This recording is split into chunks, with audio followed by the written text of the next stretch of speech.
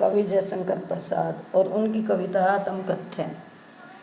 उस समय हंस पत्रिका निकली थी जिसमें सभी प्रसिद्ध कवि और लेखक अपनी आत्मकथा लिख रहे थे।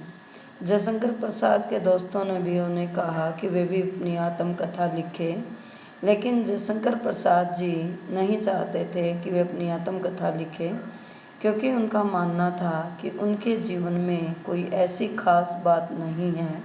उनका जीवन दुखों में, अभावों में बीता है, असफलताओं में बीता है। उन असफलताओं को देखकर कोई प्रेरित नहीं हो सकता। उन्होंने अपना जीवन एकांकी बिताया है और अभाव में बिताया है। एक भी उनके जीवन में उपलब्धि नहीं है।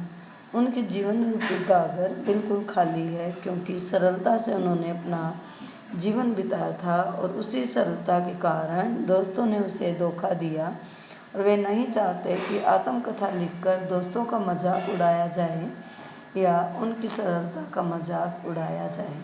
लेकिन उनके दोस्त बार बार आग्रह कर रहे थे कि वे आत्मकथा लिखें। उस समय उनका मन रूपी भंवरा गुनगुना कर मानो कोई कहानी कह जाता है।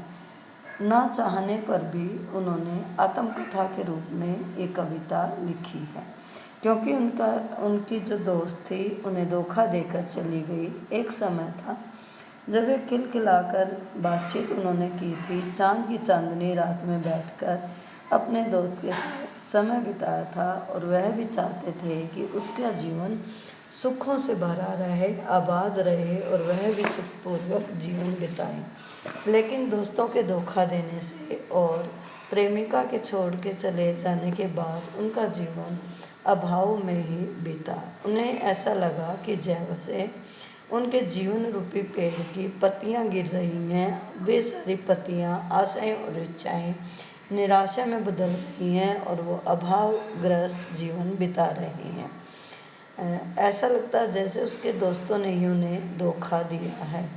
और दोस्तों ने भी, अगर वे भी अपनी जीवन का आत्मविश्लेषण करेंगे तो वो पाएंगे कि दोस्त ही थे वे जो उन्हें धोखा देने वाले थे, जिन पर उन्होंने विश्वास किया था।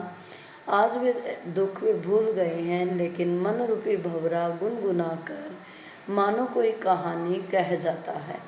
मानो मन रूपी भंवरा भी कह रहा हो कि वो भी आत्मकथा लिखे, लेकिन प्रसाद जी नहीं चाहते थे कि वे अपनी आत्मकथा लिखे। वे बार बार इसी बात की और संकेत देना चाहते हैं कि खाली गागर या असफलताओं से भरे जीवन से कोई प्रेरित नहीं हो सकता। अगर कोई उनकी आत्मकथा को देखेगा तो मन रूपी भंवरे से वह निराशा ही उसे मिलेगी, क्योंकि आज भी उसका जीवन दुखों से भरा हुआ है और कोई भी दोस्त उस आत्मकथा को सुनकर सुखी नहीं होगा, बल्कि उन्हें लगेगा कि उन्होंने ही उसके जीवन को धोखा दिया था।